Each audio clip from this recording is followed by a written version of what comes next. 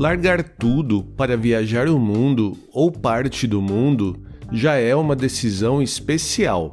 Agora, some a isso a escolha de fazer sua viagem baseada no conceito de turismo comunitário, uma modalidade de turismo que é desenvolvida pelos próprios moradores de um lugar, com atividades e empreendimentos da própria comunidade que vai receber seus visitantes.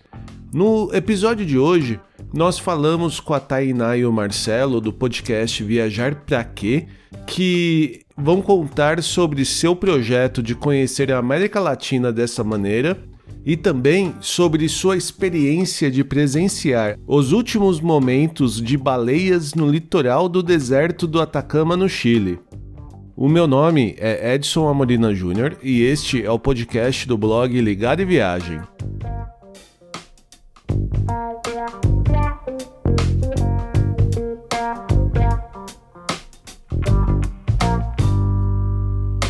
Uma coisa legal da podosfera é a gente encontrar novos podcasts que existem por aí, seja em listas ou em grupos de blogueiros que a gente participa, né?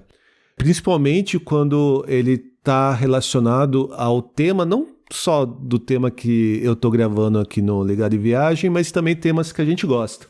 Para o episódio de hoje, eu convidei o Marcelo e a Tainá do podcast Viajar Pra Quê?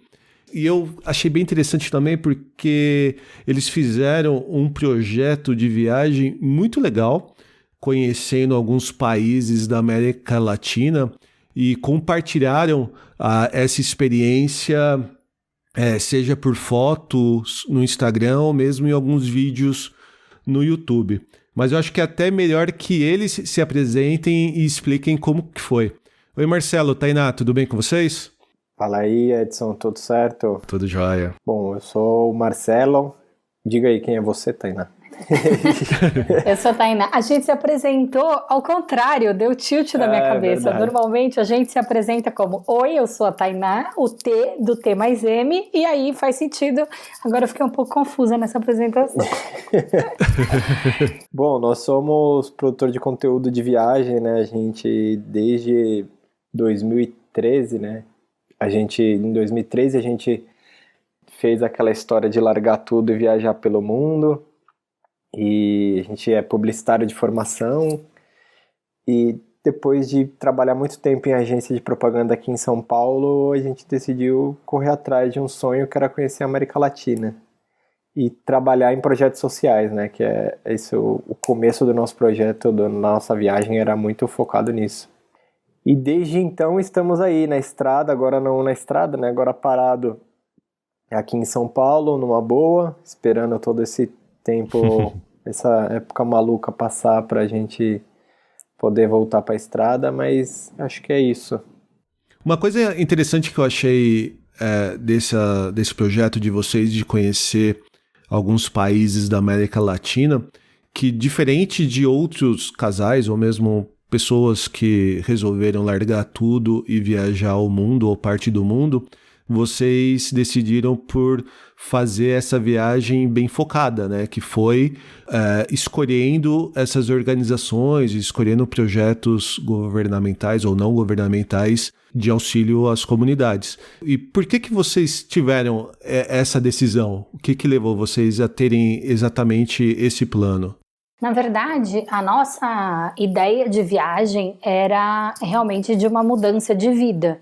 A gente não queria mais a vida de agência de publicidade que tínhamos aqui em São Paulo, a gente não acreditava mais naquilo que a gente fazia. Eu principalmente estava bem na crise dos 30, que quando você começa a questionar muitas coisas, inclusive eu e Marcelo, a gente começou a se relacionar por isso, assim, apesar dele ser 3 anos mais novo que eu, a gente já tinha esses questionamentos de vida. Na época, estávamos fazendo trabalho voluntário em um coletivo na periferia aqui de São Paulo, que é um coletivo de literatura e poesia. Eles ensinavam literatura e poesia para as crianças de uma escola que era uma das piores escolas do estado, assim, e todo último sábado do mês eles faziam um sarau. Ah, legal. E aí a gente começou a frequentar esse outro lado da cidade que a gente não conhecia e ficou muito encantado, assim, com a forma de vida das pessoas mesmo, do quanto a comunidade se ajuda, do quanto as pessoas se uniam para fazer uma coisa acontecer, enquanto a gente aqui do lado que a gente morava, próximo ao centro de São Paulo, na Avenida Paulista, às vezes você entrava com o seu vizinho dentro do elevador e não falava nem bom dia. Então a gente começou a perceber demais esse senso de comunidade, e aí aquele universo que a gente nasceu, cresceu e foi criado com todos os privilégios, a gente começou a questionar muito aquilo e não querer mais contribuir para que isso continuasse na nossa vida. A gente queria tentar uma outra coisa. E aí eu queria muito viajar, já, até quando a gente se conheceu, foi uma das primeiras coisas que eu falei para o Marcelo, de que eu realmente queria fazer uma viagem longa, era uma vontade minha. E aí a sugestão dele para que essa viagem acontecesse é que a gente fizesse trabalhando com os projetos sociais. Então a nossa ideia era realmente se aproximar das pessoas, conhecer todo aquele universo desconhecido que a gente tinha visto aqui em São Paulo, também nos outros países, ao invés de estar neles só como turista ou viajante. Esse foi o ponto inicial desse planejamento dessa viagem de 2 anos, que a ideia era fazer do Ushuaia ao Alasca, mas a gente não conseguiu terminar nem a América do Sul. Até por isso que, diferente até mesmo de outros viajantes, como a gente está comentando, vocês não compartilham tanto dicas ou roteiros de viagem, vocês compartilham muito mais as experiências que vocês tiveram, né? Seja em vídeo ou mesmo nas legendas e fotos que vocês têm no Instagram. Sim, eu acho que é um pouco por isso, mas não porque a gente abomina quem faz dica de viagem e tal, mas mais porque nós queríamos dar um pouco mais da nossa personalidade, sabe? Contar as experiências que a gente teve e tem na estrada, na nossa perspectiva, é uma coisa única que só a gente pode fazer, independente se vai ser uma experiência boa, ou bem contada ou mal contada, é uma experiência que só a gente teve e a gente que vai contar essa experiência, sabe? Então, falar sobre dica pra gente nunca foi tão forte, apesar da gente dar uma dica ou outra, a gente nunca se prendeu muito a isso, porque também tem muita gente fazendo isso, sabe? Então, por mais que a gente até busque ir para os lugares que as pessoas não vão muito, a gente consegue encontrar uns lugares perdidos, lindos aí por aí, mas já tem muita dica de viagem aí pela internet, então contar a nossa história na nossa perspectiva ia ser só um jeito nosso que só a gente tem para falar, sabe? A gente tenta incentivar as pessoas que elas criem as próprias experiências, sabe? Entendi. Porque tudo nosso é muito na base da descoberta. É engraçado que às vezes perguntam pra gente, como que vocês se planejam pra viajar? Eu falo, cara, a gente não se planeja, a gente chega no lugar, tipo uma bomba atômica, assim, explode lá no lugar, e aí lá a gente vai descobrir o que tem pra fazer. É muito difícil a gente fazer roteiro de viagem. Somos muito mal organizados. Sim, a gente chega literalmente 2 perdidos, abertos ao que aquele lugar tenha pra proporcionar, sabe?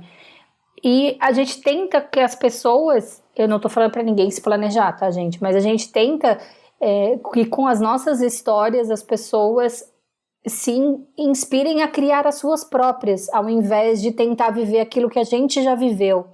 Não sei se faz muito sentido, se eu consigo explicar muito bem o que a gente pensa, mas é basicamente isso, assim, de você não viver uma experiência enlatada que alguém já tenha vivido, e sim você criar a sua própria. Eu acho que é até interessante porque hoje em dia eu viajo bem diferente de vocês, né? Eu tenho uma viagem muito mais bem planejada, com um roteiro muito mais definido, com a data de ida, a data de volta, e até porque, como eu estou viajando em família, com filho, você acaba tendo algumas restrições e tem que ter certos cuidados, né?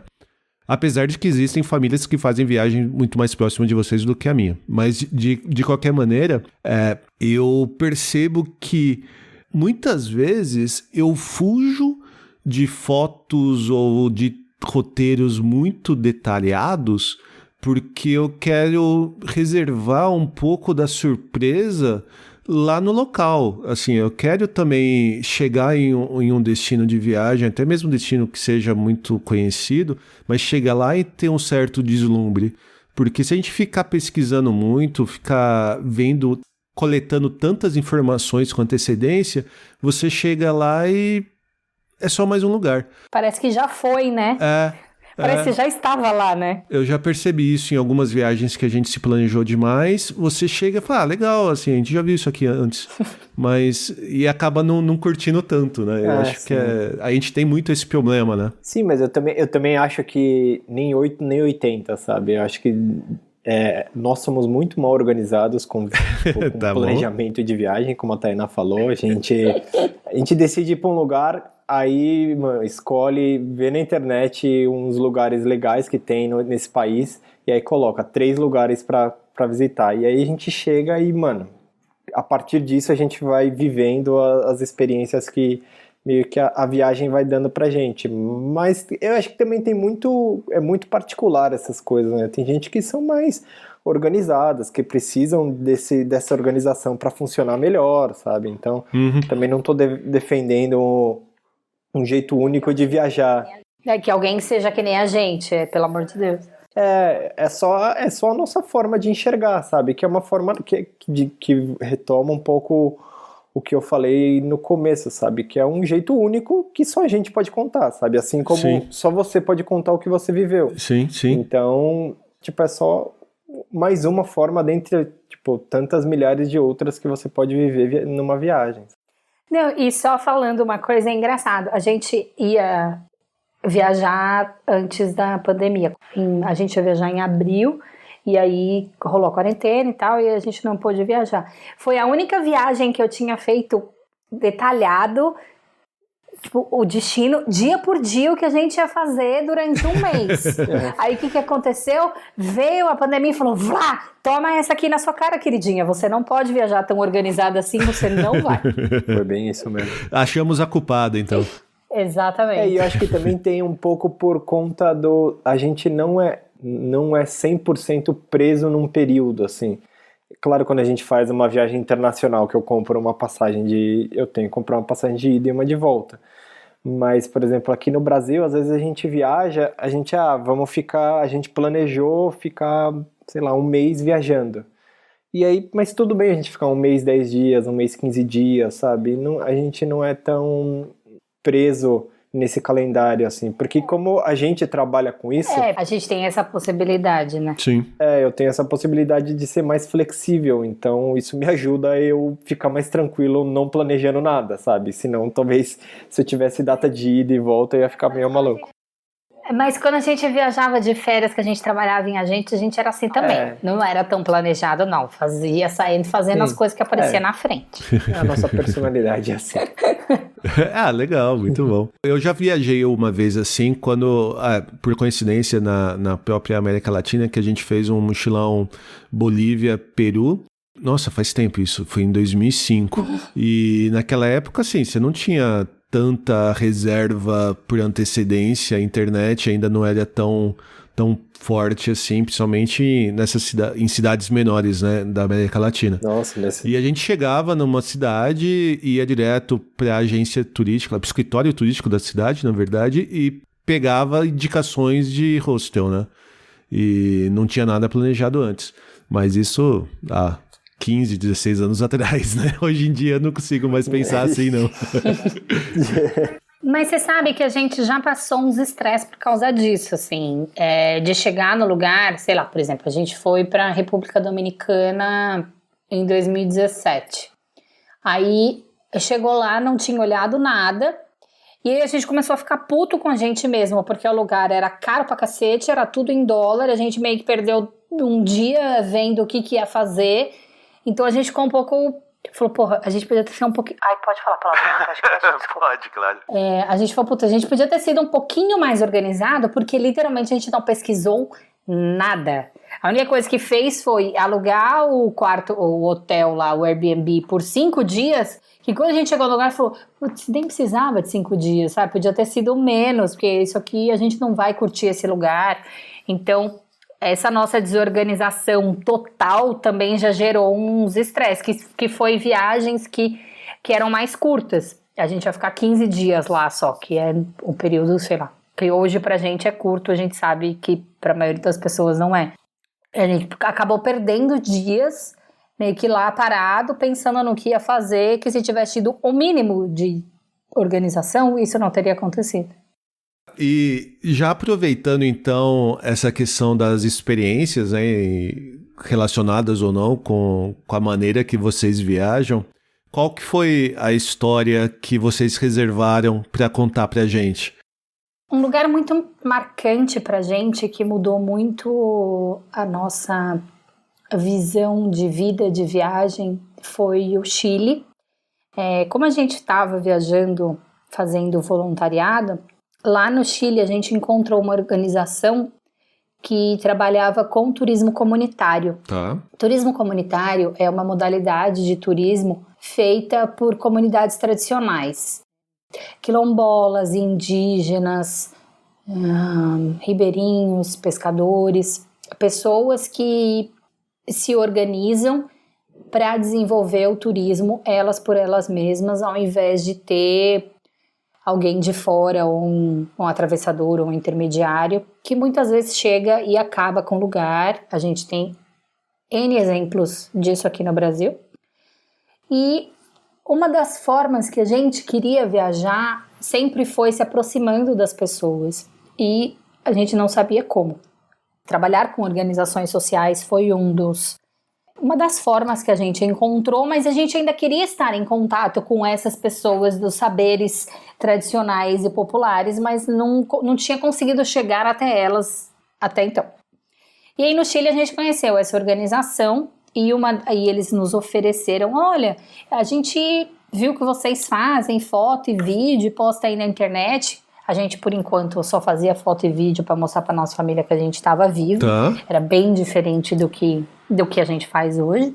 Aí eles ofereceram, vocês querem ir até essas comunidades, fazer foto e vídeo para eles? Porque as pessoas não têm muita noção de tecnologia, né? E o turismo não é a principal fonte de renda deles. Aí quando eu preciso de foto para fazer as coisas, acaba a foto não sendo muito boa. Eu falei, cara, na hora, vamos lá. Eles encontraram vocês, então, via Instagram? Não, a gente entrava em contato com as organizações enquanto a gente estava viajando. Então, a gente entrou em contato com eles. Ah, tá. Falando, cara, a gente gostou muito do trabalho de vocês, tem alguma maneira da gente voluntariar, fazer alguma coisa juntos?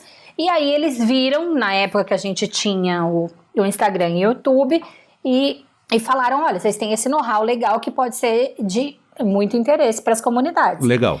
Bom, aí a gente foi lá no Chile, a gente teve a oportunidade de trabalhar em fazer vídeo para 3 comunidades. Uma indígena Mapuche, no sul do Chile, uma indígena Atacamenho, que é um povoado a mais ou menos 1h30 de São Pedro do Atacama, que tem aquelas montanhas de arco-íris que viralizam na internet, só que ninguém nunca descobriu esse lugar por enquanto, a gente nunca viu foto de lá. E um outro que fica também no norte, não é tão lá em cima, ela fica mais ou menos a umas 5 horas de La Serena, Tá. que é uma vila de pescador em que passam 6 ou 8 tipos de baleia todos os anos. Que legal.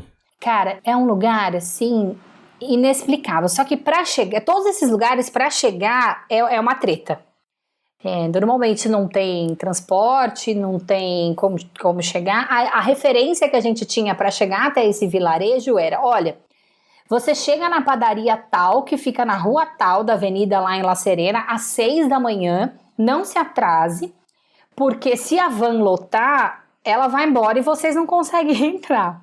E aí, vocês não vão conseguir chegar aqui na vila. Cara, quando chegamos naquela padaria, era uma zona naquela van, meu Deus do céu, as pessoas desesperadas, porque elas iam perder o único transporte que tem para chegar na comunidade. Porque ela ia parando em vários povoadinhos no caminho. E aí as pessoas começavam a atacar as malas em cima da van, assim. A gente tinha reservado, não tinha, Má? A gente tinha reservado acho que um dia antes, e não era todo, e não saía, a van não saía todos os dias, né? Acho que era, sei lá, 1 ou 2 dias da semana. A gente foi nessa padaria, eu sei. Falaram pra gente reservar, não sei como, a gente conseguiu reservar, agora eu não lembro, mas a gente tinha um boletinho. Me passaram o telefone do verdade. cara. Aí acho que a gente tinha um boletinho de reserva, ou a gente tinha ligado e o cara falou, não, beleza, reservei o seu lugar, mas quando a gente chegou lá Era um Deus nos acuda, né? Quem se tacasse dentro da van ia, a reserva não adiantava de nada. Era uma bagunça, era bem isso. Então vocês foram pra... Qual foi a cidade que vocês foram? La Serena? A van saía de La Serena, só legal. que o povoadinho que a gente ia era tipo umas 5 horas de van de La Serena. Entendi. Porque quando eu viajei também, eu fiz um mochilão pelo Chile, e basicamente do centro do Chile, né, de Santiago pro norte, né, eu não conheço nada do sul ainda. E eu fui pra La Serena com a Viviane. E basicamente a gente foi porque a gente queria ver o Moai que fica lá no Museu Arqueológico de La Serena. A gente passou muito pouco tempo lá. E de lá a gente foi pro Vale del Lec, para conhecer a cidade que a Gabriela Mistral nasceu, e depois a gente continuou pro Atacama, né? Mas eu não explorei nada do interior ou das redondezas dali da região, não. La Serena a gente chegou, dormiu só umas 2... Nossa, não, em La Serena a gente experimentou o nosso primeiro terremoto. Caramba! Lembra? Nossa, a gente tava... Porque a gente ficou bem pouco também. Foi meio, sei lá, 2 ou 3 dias pra dar pra ter a van pra ir pra essa vila de pescador. Entendi. E a gente já tinha sentido uns temblores algumas outras vezes, mas bem fraco. Essa madrugada em La Serena, cara, a gente acordou com o beliche do hostel balançando, nossa senhora, que aí eu acordei que eu toquei o Marcelo assim, você tá sentindo? Aí tipo os dois olhando, parecia meio bêbado, o negócio balançando, sabe? Mas não foi um puta terremoto. Entendi. Mas foi mais forte do que a gente já tinha sentido até então. Bom, aí pegamos a van e fomos pro povoadinho. E assim, é um lugar... E é engraçado que quando a gente, tava, umas 3, 4 horas já dentro da van, aí ela parou numa praia, a gente falou, não, beleza, chegamos, é aqui, chegamos. Aí quando a gente desceu, perguntou, aqui tinha areia? Não, ainda falta umas 2 horas. Tipo, beleza, voltamos pra van e seguimos viagem, assim, foi uma viagem cansativa, mas passa por lugares muito lindos, assim, porque essa vila, ela fica num lugar, ela fica no deserto, né, no deserto do Atacama, só que ela fica num lugar muito escondido, então pra você chegar lá, quase você entra numa vida selvagem mesmo, assim, e vimos vários animais na estrada, tal, foi muito massa. Que legal. E esse lugar é muito especial, assim, porque as baleias passam por lá. Tá. Elas estão saindo do sul, né, que quando tá inverno, saindo da Antártida, e aí elas vão subindo em direção ao Equador, e elas passam um período lá nessa vilinha para procriar. Só que isso acontece no verão, e a gente tava lá no inverno, que é muito difícil de ver as baleias. E aí é até meio triste, assim, mas quando as baleias vão ficando velhas, muitas vezes elas acabam fazendo esse trajeto para morrer no meio do caminho. E a gente viu 2 no inverno, que chamam baleia fim. E provavelmente elas já estavam nesse processo, assim, de velhice, elas já estavam distante do grupo, porque elas estavam numa época que não era a que se espera ver. Tá. Mas, cara, foi uma das experiências mais incríveis da vida, assim, e de ver a forma com que eles se relacionam com os animais. Porque os pescadores antigos, eles tinham medo das baleias. É um bicho muito grande, então... Eles falavam que quando elas chegavam na praia, estava nessa época delas estarem na vila, os pescadores paravam de ir para o mar, porque eles tinham receio, eles tinham medo, e tinha várias lendas envolvidas. E o quanto ao longo dos anos, e como eles começando a trabalhar com turismo, como isso mudou, assim, como eles tratam o animal com respeito, como eles não perseguem o animal com barco, Entendi. sabe? Respeitam o espaço, o tempo deles. E lá tem golfinho, leão marinho, a baleia azul, que é tipo o maior mamífero do planeta, passa lá todos os anos. É assim, É uma das experiências mais lindas que a gente já teve e principalmente pela gratidão que eles tiveram com a gente do material que a gente fez para eles, né, Má? Sim. Entendi. Eu acho que foi muito incrível. A gente ainda estava no começo de gravar, a gente começou a gravar as coisas para... Acho que foi a partir desses projetos, dessas viagens no Chile, que a gente começou a abrir a cabeça para produzir conteúdo e tal. E esses foram os primeiros vídeos que a gente fez, assim.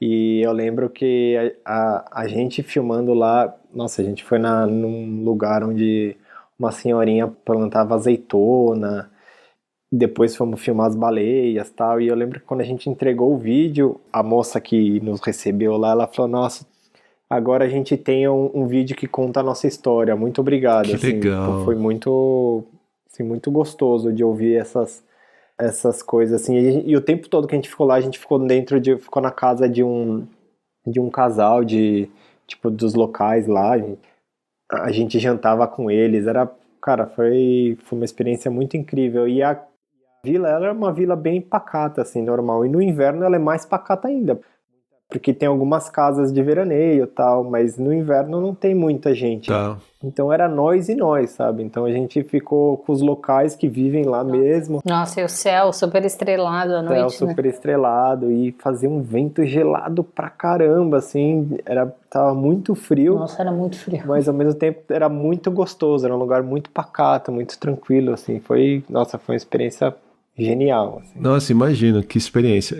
Eu sinto bastante falta de ter essa experiência de fazer uma viagem mais próxima mesmo, de você vivenciar como se fosse um local, assim, né? De você, por exemplo, ficar hospedado na casa de uma família residente, ou ir fora de época de turismo. E até pela rotina que você acaba tendo de trabalho com escola, essas coisas, fica muito mais difícil hoje em dia, né? E hoje esse vídeo, ele tá público? A gente consegue assistir esse vídeo? Tá no nosso canal do YouTube. Ah, que legal. Como que a gente procura? Procura no YouTube T mais M. O T mais M se escreve de uma forma muito peculiar. É T-E-M-A-I-S-E-M-E. T mais M. Tá. Você entra lá no nosso canal, que é Tainá e Marcelo, aí tem um vídeo que ele chama Turismo Comunitário Chañaral de Aceituno. Eita, como que é? O meu espanhol não é muito bom. É Chañaral, C-H-A-N com o tiozinho A-R-A-L, de aceituno. É como se fosse azeitona, Tá. só que em vez de Z, é com C. Que legal. Ah, mas até pra facilitar, eu coloco o link no post lá no blog, quando eu publicar o episódio. Boa. Fica muito mais fácil. Boa. Mas que legal, que experiência muito boa. Então, eu vou colocar no post do blog um link para esse vídeo que vocês comentaram. E quais são os outros meios que os nossos ouvintes podem acessar vocês ou entrar em contato com vocês? Então, nós estamos no YouTube, né? No canal do YouTube T mais M, e temos um Instagram, que é @T mais M, no mesmo estilo, TEMAISEME. Tá. Estamos lá contando nossas histórias no Instagram. A gente tem um podcast, somos parceiros aí do podcast, né? Do Viajar Pra Quê. Também vocês podem, lá a gente conversa com pessoas e conta histórias, enfim. E acho que é isso. Tem mais alguma coisa, Tainá? Não, TikTok? A gente nem usa muito, né? Não, os principais são Instagram, YouTube e o nosso querido Viajar Pra Quê. Muito bom. Então, muito obrigado por compartilhar essa experiência de vocês. Obrigadão pelo convite. Valeu, obrigadão pelo convite, Edson. E vida longa aí a todos os nossos podcasters. Eu espero que você tenha gostado tanto quanto eu de conhecer mais sobre esse projeto de viagem da Tainá e do Marcelo, assim como se emocionado também com a experiência de presenciar os últimos nados de uma baleia no Chile. Como eu comentei, no post deste episódio lá no blog ligadoviagem.com.br, eu incluí os links de contato e comentados por eles, e também de alguns posts com outras dicas de viagem. Para continuar a ouvir novos episódios e também aqueles que já publicamos, não deixe de assinar o Ligado em Viagem no seu app de podcast preferido do iPhone ou do Android, assim como no Spotify e no Deezer. Você pode ajudar a gente a continuar contando nossas histórias e dicas de viagem por aí, compartilhando esse episódio com seus amigos ou mesmo comentando em nossas redes sociais. Nós somos Ligado em Viagem no Instagram, Facebook, Twitter e no Pinterest. Já se você quiser falar diretamente com a gente, envie um e-mail para podcast@ligadoemviagem.com.br. Fique em casa se puder, fique saudável e que rapidamente nós possamos voltar a ter boas viagens. Até a próxima e tchau!